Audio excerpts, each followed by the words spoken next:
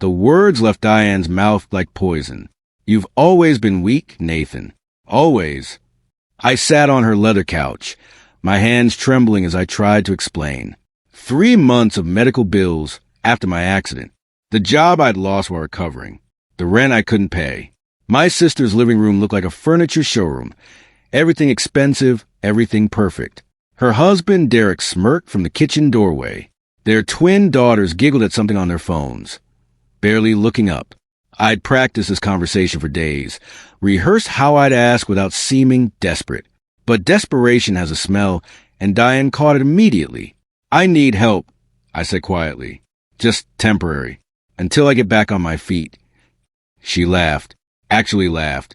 "Nathan, you're 32 years old. When are you going to stop making excuses and take responsibility for your life?" Her words hit harder than the car that had slammed into me 4 months ago. I had an accident. I couldn't work.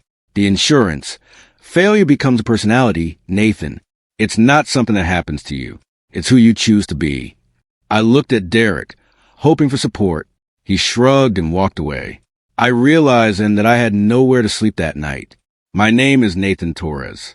I'm 32 years old, originally from Phoenix, Arizona. If you're watching this, please subscribe to my channel for more fascinating stories like this one. You won't believe where this journey takes me. My car became my bedroom that first night. I parked behind a grocery store 3 blocks from Diane's neighborhood. The irony wasn't lost on me. Sleeping in a vehicle I'd almost died in within walking distance of my sister's 4-bedroom house. During the day, I used the library's computers to search for jobs. I showered at a gym using a guest pass. I wore the same rotation of 3 shirts, washing them in public restrooms. Nobody knew. I made sure of that.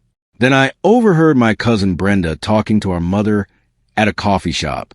I was in line and they didn't see me. "Diane says Nathan's being lazy," Brenda said. "Apparently he's not even trying to find work, just asking for handouts." Mom sighed. "I raised him better than that. I don't know what happened to him." I left without ordering. That night, sitting in my car, I cried for the first time since the accident. Not because of the pain, because my own family had erased the truth of who I was. The email came from Sterling Analytics, a data consulting firm I'd applied to weeks ago. They wanted an interview. Tomorrow, 9 o'clock. I had 1 clean shirt left and pants that didn't quite fit anymore. I'd lost weight living in my car. The interview was in a glass tower downtown. I arrived early, used their lobby bathroom to make myself presentable, and walked into the meeting exhausted but determined. The interviewer was a woman named Victoria Morrison. She looked at my resume with skepticism. "There's a gap here. For months, I was in an accident, medical recovery. And before that, data analysis for Westbrook Financial. 3 years. She asked technical questions. I answered them precisely. Drawing on knowledge I was afraid I'd forgotten. Then she showed me a spreadsheet with errors in it. "Can you find the problem?" I studied it for 90 seconds, then pointed to a formula discrepancy that created a cascade of miscalculations. Her expression shifted. "When can you start?" "Today." She smiled. "We'll call it a temporary contract. 3 months. Prove yourself and we'll talk permanent." As I left, she mentioned casually, "We handle compliance audits for several real estate firms, including Meridian Properties." My stomach dropped. Meridian was Diane's biggest client. My first week at Sterling was overwhelming. I worked 12-hour days, desperate to prove I deserved a chance. They assigned me to review financial documentation for upcoming compliance audits. Standard procedure. Nothing exciting. Then I saw Diane's name in a file. She wasn't the primary contact, but her firm had prepared several property valuations for Meridian's recent developments. I opened the reports professionally, trying to ignore the personal connection. What I found made me pause. The numbers weren't wrong exactly. They were optimistic, inflated projections, cherry-picked comparisons, minimal disclaimers buried in footnotes. Nothing illegal, but definitely misleading. My supervisor, a careful man named Howard, noticed me studying the files. Something off. These valuations assume best-case scenarios for everything. Market growth, Interest rates, occupancy levels. If any variable shifts, the entire projection collapses. Flag it, he said. We'll need documentation. I worked late that night, building a detailed analysis. Every claim cross-referenced, every assumption questioned, every risk identified. As I saved the file, I realized something that made my hands shake. Diane's entire reputation was built on reports that couldn't withstand scrutiny, and I was about to scrutinize everything. The family dinner was at Mom's house. I almost didn't go, but I've been avoiding them for weeks, and my absence was starting to create questions I couldn't answer. Diane arrived late, carrying expensive wine, and talking loudly about a new development deal. Nathan, she hugged me like we were close, like she hadn't called me weak and refused to help. I heard you got some little temp job. That's great. Everyone has to start somewhere. The table laughed. Even Mom smiled indulgently. It's not temporary anymore, I said quietly. They made it permanent. Oh! Diane's smile tightened. Doing what exactly? Data analysis. Compliance review. Sounds boring. Derek raised his glass. Here's to Nathan's boring job. More laughter. I stayed silent through dinner, watching Diane hold court. She talked about property values, market trends, and upcoming deals with absolute confidence. I took mental notes. After dessert, a man I didn't recognize approached me. You work at Sterling Analytics? Yes. I'm Miles Patterson. I use your firm for my compliance audits. He lowered his voice.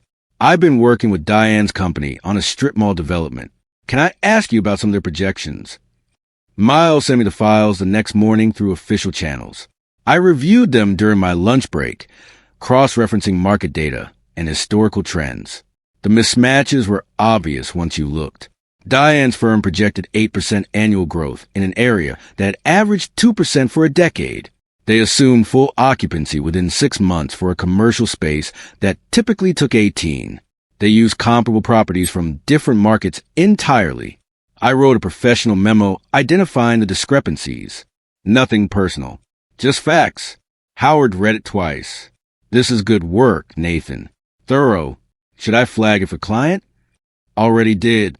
Miles Patterson called this morning. He's grateful we caught this before he committed serious capital.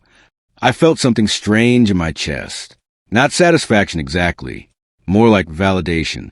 That afternoon, Howard called me into his office. We're assigning you permanent oversight on the Meridian Properties account. Your attention to detail is exactly what we need. I nodded. Try to process what this meant. I'd been homeless 6 weeks ago. Now I was being trusted with a major account, an account that would put me in direct professional contact with my sister's work. The irony was almost beautiful. The promotion came quietly. No announcement, just a new title on my email signature and a modest salary increase that meant I could finally afford a studio apartment. I moved in on a Saturday, carrying my few belongings up 3 flights of stairs. It wasn't much, but it was mine. Nobody could take it away. Diane heard about the promotion through family gossip.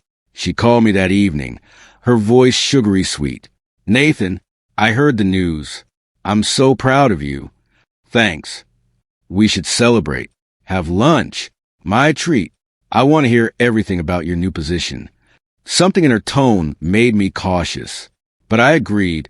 We met at an expensive restaurant downtown. She ordered wine and salmon, asking questions that seemed casual but weren't. So, you're doing compliance work now? That must be interesting. It is. For which companies? Various real estate firms mostly. Like Meridian? I met her eyes. Among others. She smiled, but it didn't reach her eyes. And what does compliance review actually involve? Making sure projections match reality. That risks are properly disclosed. That clients have accurate information. Sounds very important. Her voice had an edge now, almost like you're checking people's work. Finding mistakes. Finding discrepancies. I corrected. It's not personal. It's professional standards. She laughed too loudly. Of course. Professional. After that lunch, I stopped sharing personal information with Diane. Her questions had been too specific, too focused on my work processes. She wanted to know exactly what I reviewed, how I reviewed it, and who saw my reports. I gave vague answers and changed the subject. She didn't like that. Over the next 2 weeks, she tried different approaches. Concerned sister checking on my health. Proud sibling wanting to brag about my success. Family member hoping to understand my career. Each conversation circled back to the same questions about my work. I started letting her calls go to voicemail. Then the documents arrived. Diane sent them to my personal email with a casual message. Hey, Nathan, I'm updating some old property reports for Meridian. Could you glance at these? Just want a second pair of eyes before I submit them. Family helping family, right? The files were dated from 2 years ago. Projects that had already been completed and audited, but the numbers had been changed, adjusted to look more accurate than they'd originally been. She was trying to backdate corrections. I forwarded everything to Howard without comment. He called me into his office immediately. Did your sister send you these? Yes. Do you understand what she's asking you to do? Help her falsify historical records. And you're refusing? I'm reporting it. Word spread through the industry faster than I expected. Sterling Analytics was conducting expanded compliance reviews on several major accounts. Diane's firm was mentioned specifically. She called me 17 times in one day. I didn't answer. Then she showed up at my apartment. I heard her knocking, heard her calling my name through the door. I sat silently on my couch, waiting for her to leave. The next morning, she sent a text. You're making a huge mistake. Fix this before it's too late. I showed the message to Howard. He documented everything. The formal audit was scheduled for 6 weeks out. Diane had that long to prepare her records, knowing that professional auditors would examine every claim, every projection, every assumption she'd ever made. She panicked. I could see it in the increasingly desperate messages she sent. Voicemails that started angry and ended pleading. Emails that began with threats and finished with apologies. She even tried going through Mom. Nathan, your sister is very upset. She says you're trying to ruin her career. I'm doing my job, Mom. Nothing more. She says you're holding a grudge because she couldn't help you when you were struggling. She humiliated me, called me weak, refused help when I was sleeping in my car. Silence. You were sleeping in your car? For 5 weeks. Did Diane mention that when she told you I was lazy? The documents arrived at my work email this time. Official letterhead. Diane's company logo. A cover note asking me to review and adjust several property valuations before they were submitted to Meridian. The discrepancies were obvious. Occupancy rates inflated by 15%. Construction costs underestimated by 20%. Market growth projections that assumed conditions that hadn't existed in 5 years. She was asking me to approve fraudulent data. I called her from my office, putting the phone on speaker so Howard could hear. Diane, I can't adjust these documents. Why not? You're the analyst. You have the authority. Because they're inaccurate. Deliberately inaccurate. Nathan, please. I need this deal to go through. The firm is counting on it. Then submit accurate projections. You don't understand business. Sometimes you have to be optimistic to make things work. Optimistic isn't the same as dishonest. Her voice changed, became cold. I warned you. I told you this would be a mistake. Warning me doesn't make fraud acceptable. You're going to regret this, Nathan. You're going to regret choosing your little job over family. She hung up. Howard looked at me across the desk. You okay? Yeah. You did the right thing. I know. But my hands were shaking anyway. The rumors started small. A comment here. A whisper there. Diane told our cousin that I was unstable after the accident. She mentioned to a mutual friend that I'd become paranoid and unreliable. She posted vague messages on social media about family members who betrayed trust. Some of my co-workers started acting differently. Distant, cautious. I overheard 2 of them talking by the coffee machine. I heard his sister is a major real estate developer. Says he's got personal issues and can't be trusted. Really? He seemed professional to me. Family knows best, right? I didn't offend myself. I let my work speak for me. Every report thorough. Every analysis documented. Every recommendation backed by data. But the whispers continued. Diane was good at this. She'd spent years building a network, creating relationships, establishing credibility. She used all of it against me now. Then Howard called me into his office. His expression was serious. Nathan, we need to talk. My stomach dropped. I've received some concerning messages about you. From your sister. She's claiming you have a personal vendetta against her firm. That's not true. I know, but I need you to understand the position this puts us in. If there's even a perception of bias, I have documentation of everything, every analysis, every recommendation, every communication. I believe you, but perception matters in this industry. I spent 3 hours in Howard's office that afternoon. I showed him everything. Every email Diane had sent asking me to adjust documents. Every voicemail where she threatened me. Every text message showing her manipulation. I showed him my original work emails, demonstrating that I flagged issues before I even knew they were connected to Diane's firm. I showed him performance reviews from my previous job, references, professional certifications, everything proving I was thorough, ethical, and consistent. Howard studied it all carefully. Finally, he leaned back in his chair. Nathan, this is actually much bigger than I realized. How so? You've been protecting this company. Your documentation shows you identified problems that could have exposed us to serious liability. He opened a file on his computer. Do you know how much we could have lost if Meridian had sued us for approving fraudulent projections? No. Millions. Possibly tens of millions. You saved us from that exposure. He looked at me directly. I'm not just keeping you on this account. I'm putting you in charge of the entire compliance division. You'll oversee all audits, all reviews, all risk assessments. I couldn't speak. 6 months ago, I'd been sleeping in my car. Now I was being given authority over a department.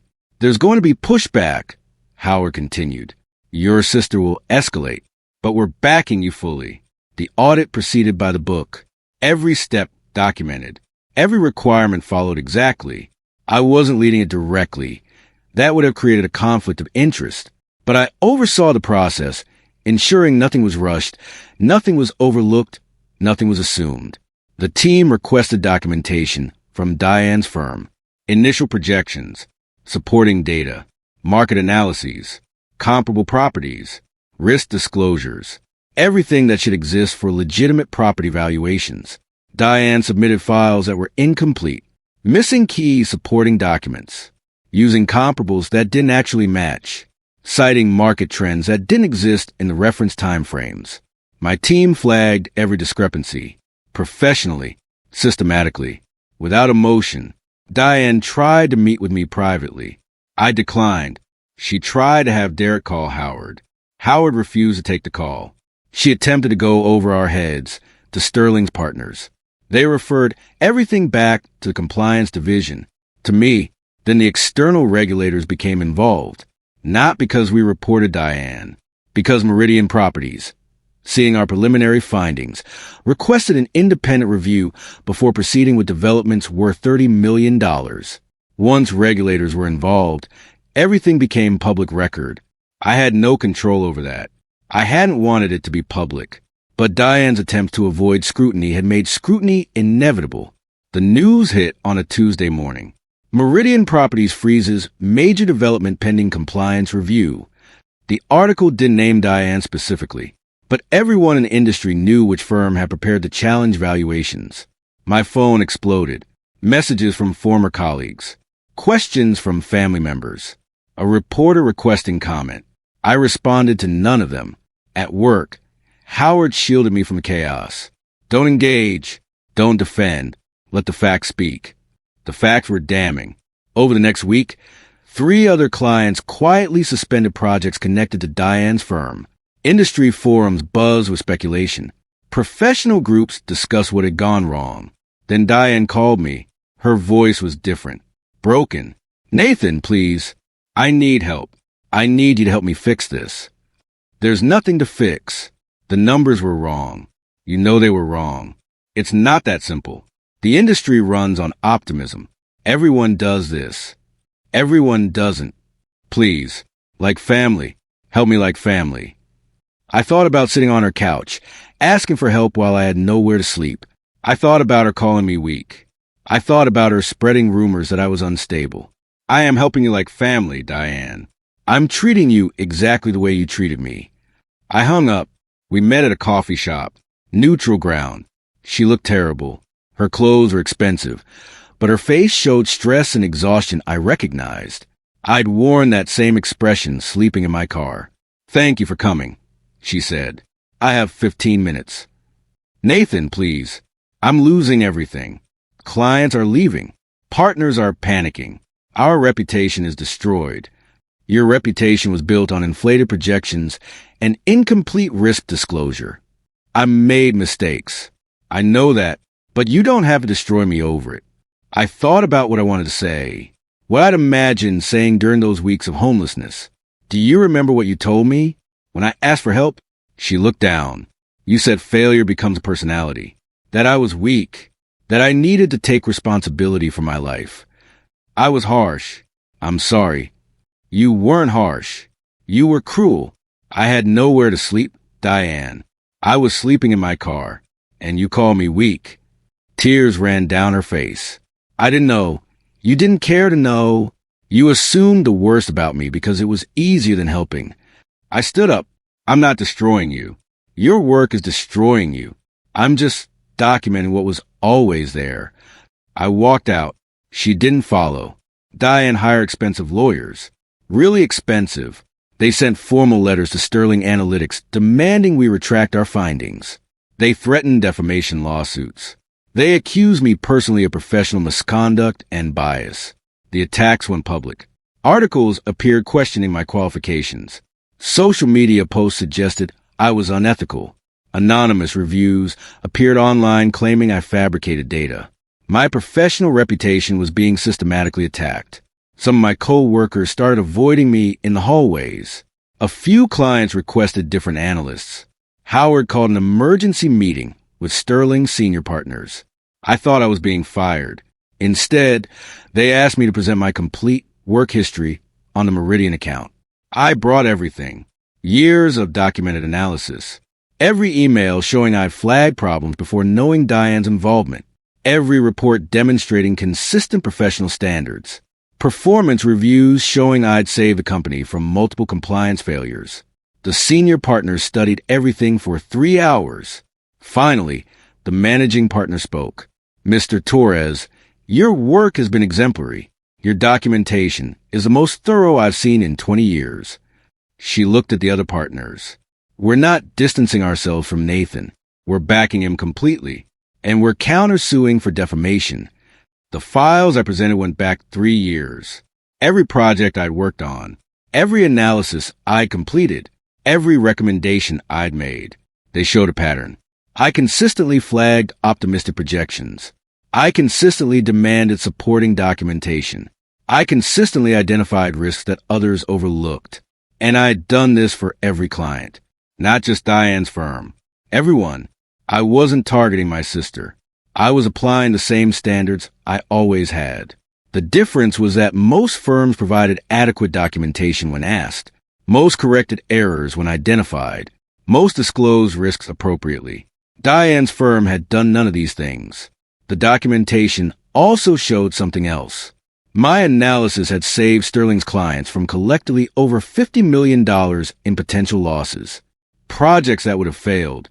Developments that couldn't sustain projected occupancy. Markets that couldn't support assumed growth. I'd identified problems before they became disasters. Howard presented this to the senior partners. Nathan didn't save us millions. He saved us hundreds of millions in potential liability. The managing partner smiled. We're not just backing you, Mr. Torres. We're promoting you. Senior Director of Risk Assessment. Effective immediately. I looked at them, remembering the interview where I'd arrived in wrinkled clothes, desperate for any chance. Thank you. Thank us by continuing to do exactly what you've been doing. The regulatory hearing was scheduled for a Thursday morning. Public proceedings. Media attendance allowed. Multiple firms were being reviewed, but Diane's company was a focus. I received a subpoena to testify, not as the accused, as an expert witness on industry standards and compliance requirements. The night before, I couldn't sleep. I kept thinking about Diane on her couch, laughing at me, kept hearing her call me weak, kept remembering the feeling of having nowhere to go. But I also kept thinking about the person I'd become since then. Not bitter, not angry, just thorough, professional, unshakable. The hearing room was smaller than I expected. Rows of chairs, a raised panel for the regulators, a witness table, media cameras in the back. Diane sat with her lawyers at one table. I sat alone at another. When she entered, she didn't look at me, kept her eyes down, hands folded. The confident woman who'd mocked my little temp job was gone. The hearing officer called the session to order. This proceeding will examine compliance with industry standards for property valuations and risk disclosure. We'll hear from multiple witnesses. Mr. Torres, you're first. I walked to the witness table, raised my right hand, swore to tell the truth. The questions were straightforward. What were standard industry practices for property valuations? How should risks be disclosed? What documentation was required? I answered each one calmly, factually, without emotion. In your professional opinion, did the valuation submitted by Meridian's previous consultant meet industry standards? No. Can you elaborate? The projections assumed best-case scenarios for every variable. Market growth, interest rates, occupancy levels, construction costs. When every assumption is optimistic, the projection becomes unrealistic. Were risks properly disclosed? No. Risk factors were buried in footnotes. Disclaimers were minimal. Alternative scenarios weren't presented. How do you know this? I reviewed the complete documentation as part of my compliance oversight role. The hearing officer made notes. Thank you, Mr. Torres. Diane's lawyers cross-examined me. They tried to establish bias, tried to suggest I had a personal agenda. But I had documentation for everything. Every finding cross-referenced to industry standards. Every criticism backed by specific examples. Every opinion supported by professional guidelines. After 90 minutes, they gave up. The hearing officer called the next witness, one of Diane's former partners. That's when things really fell apart for her. The partner was a man named Vincent Palmer. He'd left Diane's firm 2 months ago. He took the stand looking nervous but determined. Mr. Palmer, how long did you work with Ms. Torres? 5 years. During that time, did you observe any concerning practices? Yes, multiple times. He described projects where Diane had pressured the team to inflate projections, developments where she dismissed risk factors, reports where she'd buried disclaimers to make deals look better than they were. Did you raise concerns? Several times. She said I was being too conservative, that our competitors were more aggressive, that we lose clients if we were too cautious. What happened when you continue to raise concerns? She removed me from projects, reduced my partnership share. Eventually, I left the firm. 2 more partners testified. Their stories were identical. Pressure to be optimistic, dismissal of risks, retaliation for questioning practices. During their testimony, Diane sat motionless. Her lawyers whispered urgently, but she didn't respond. Then the hearing officer announced that 3 major clients had terminated their contracts with Diane's firm that morning. Live terminations. While we sat in the hearing room, the company's stock price appeared on a monitor. It was plummeting in real time, down 30%, 40, 50. I watched the numbers fall and felt nothing. No satisfaction, no vindication, just a strange emptiness. The calls from family started that evening. First, Cousin Brenda. Nathan, I'm so sorry. I believe what Diane said about you. I should have asked your side. Then Uncle Raymond. We saw the hearing. We had no idea what you'd been through. Then Mom. Her voice was small, ashamed. Nathan, honey, I need to apologize. When Diane said you were being lazy, I should have checked on you myself. I should have known better. Yes, you should have. I'm your mother. I should have protected you. I was sleeping in my car, Mom, for 5 weeks. Did Diane tell you that part? Silence. Tears. No. Did she mention that I asked her for help and she called me weak? No. Did she tell you I was recovering from an accident that nearly killed me? Oh, God, Nathan, I needed my family, and you believed I was lazy instead. I'm so sorry. I know, but sorry doesn't give me back those weeks. I hung up, not angrily, just tired. Later that night, there was a knock on my door. I looked through the peephole and saw Diane standing in the hallway, alone. No Derek, no lawyers, just my sister, looking smaller than I'd ever seen her. I almost didn't open the door, but something made me turn the lock. She stood in my doorway, not entering, waiting for permission. Can I come in? I stepped aside. She walked to my small living room and stood awkwardly, as if unsure whether to sit. Nice place, she said quietly. It's home. Nathan, I'm losing everything. The firm is collapsing. Partners are suing me. Clients are gone. Derek is talking about leaving. She looked at me with desperate eyes. I need help. Money. Connections. References. Something. Anything. I thought about that conversation on her couch. Thought about asking for help while having nowhere to sleep. Thought about her calling me weak. Why should I help you? Because we're family. You said that before. Right before you refused to help me. I made a mistake. I was wrong. I'm admitting that. Admitting you were wrong doesn't erase what you did. She sat down without asking, tears streaming down her face. I'm scared, Nathan. I'm really scared of losing everything. For the first time since this began, I felt something shift in my chest. Not forgiveness. Not sympathy exactly. Just recognition. I'd sat exactly where she was sitting. Scared. Desperate. Broken. I could destroy her now. I had the power. The connections. The reputation. I could make sure she never worked in the industry again. But what would that make me? I sat across from Diane in my small apartment. She looked at me with hope and fear mixed together. I'm not giving you money, I said. Okay. I'm not using my professional connections to help you. Okay. I'm not going to rescue your business or your reputation. Her face crumpled. Then why did you let me in? Because you're my sister. And because I remember what it felt like to need help and be refused. I leaned forward. I'm not going to exploit your situation. I'm not going to humiliate you further. I'm not going to use my position to hurt you more than your own choices already have. What are you saying? I'm saying I'll talk to you. I'll listen. I'll be your brother. But I won't compromise my professional integrity to save you from consequences you earned. She nodded slowly, crying quietly. That's more than I deserve.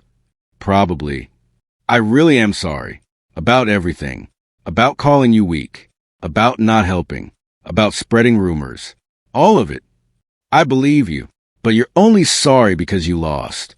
If you'd won, if the hearing had gone differently, would you feel bad about what you did to me? She didn't answer. Couldn't answer. That's what I thought. My phone buzzed. A message from Howard. Call me when you have a moment. Good news. I looked at Diane. You should go. I have a call to take. Howard's news was bigger than I expected. The senior partners want to offer you a full partnership. Junior partner, but still. Full equity stake. Profit sharing. The whole package. I sat in my apartment, staring at my phone in disbelief. I've been with the company less than a year. You've saved us from multiple lawsuits. You established compliance standards that are now industry leading. You brought in 3 new major clients who specifically requested you. You've earned this. The salary he mentioned was more than I'd imagined making in 5 years. The partnership stake meant long-term security, real wealth, complete financial stability. Everything I'd lost in the accident multiplied. There's one condition, Howard said. What? You have to keep doing exactly what you've been doing. No politics. No compromises. Just thorough, ethical, unshakable analysis. I can do that. I know. That's why we're offering this. After we hung up, I sat quietly in my apartment. 6 months ago, I'd owned nothing, had nothing, was nothing in my family's eyes. Now I was a partner at a major consulting firm, financially secure, professionally respected, personally vindicated. The next day, I signed a partnership agreement. My name went on the letterhead. My office moved to the executive floor. My life transformed completely. That weekend, there was a family gathering. Mom's birthday. I almost skipped it, but something told me I needed to go. The party was at Uncle Raymond's house. Everyone was there. Extended family. Cousins. Relatives I hadn't seen in years. I arrived alone, driving a car I just bought. Nothing flashy, just reliable. Diane was there, sitting quietly in a corner. No Derek, no twins, just her. People noticed when I walked in. Conversations paused. Eyes tracked me. I got my food and found a seat near my cousin Brenda. She hugged me tightly. I'm proud of you, Nathan. Really proud. Others came over, apologizing, praising, acknowledging what I'd overcome. Mom approached carefully. Can we talk? We stepped outside. She looked at me with tears in her eyes. I failed you as a mother. When you needed me most, I believed your sister instead of checking on you myself. Yeah, you did. Can you forgive me? I thought about it honestly. Eventually, but not today. Today I just need you to see me. Really see me. Not as the weak son. Not as the successful professional. Just as Nathan. I see you. I promise. The party continued. I stayed for an hour. Diane never approached me. Never tried to talk. Just watched from her corner while relatives praised my resilience, my ethics, my success. There was no confrontation. No dramatic scene. No public shaming. Just quiet reality. I left early, driving home to my apartment. I didn't win by destroying Diane. I won by becoming unstoppable without her. By building a life where her opinion meant nothing. By proving that weakness was her judgment, not my identity. I parked in my assigned spot and walked up 3 flights of stairs to my door. Inside, I made dinner, watched TV, planned my week, living a life that was finally completely mine.